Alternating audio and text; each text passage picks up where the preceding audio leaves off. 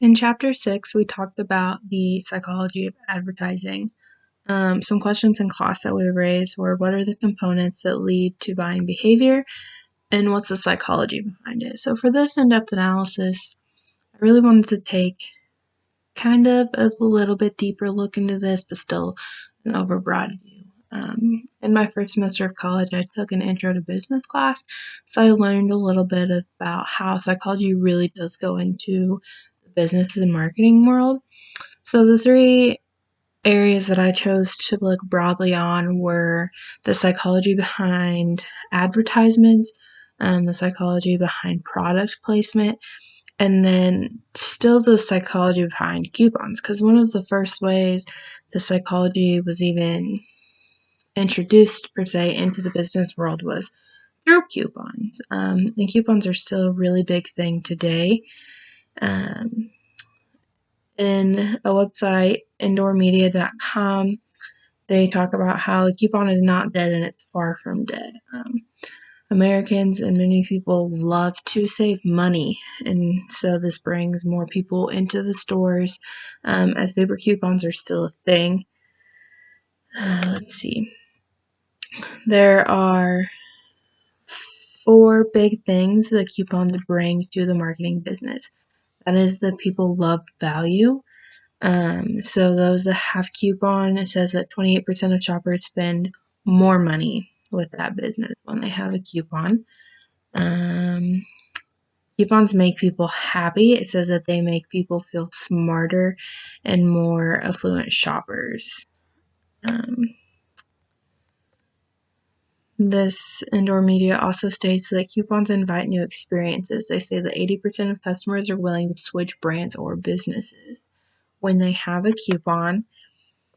And then coupons just build loyalty for companies. So the more, when they can continue to get coupons off of and save $1 or $2 off of products, they're more likely to remain loyal to that brand, which I think is pretty cool. The next thing that I looked at was the psychology behind product placement.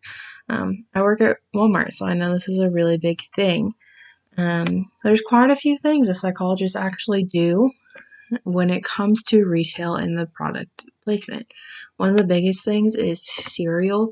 They like to place the sweeter, brighter, colorful boxes on the lower shelf to grab the attention of children, and therefore parents are more likely to buy it.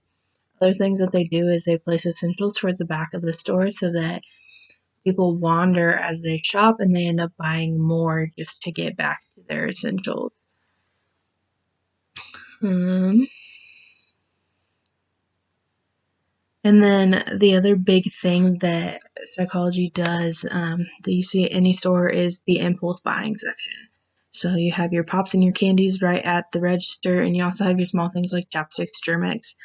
Those actually make a lot of money sitting right there. It's pretty genius. The other part of the psychology of advertising that I looked at was psychology behind advertisements, how those work. So there's a few things that go into it. One, the number of ads we see. Applied psychology degree ucs.edu says that people see roughly 5,000 ads per day, which means that on average, children see 20,000 30-second commercials per year, and on average, adults see about 2 million on a yearly basis. The psychology behind this is they found that ads that are geared more towards feeling rather than thinking tend to generate better profits.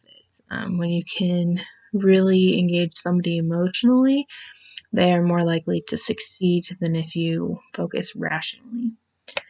Color also impacts, because again, color can invoke a person's feelings, and once you can invoke a person's feelings, that ad is to be more successful.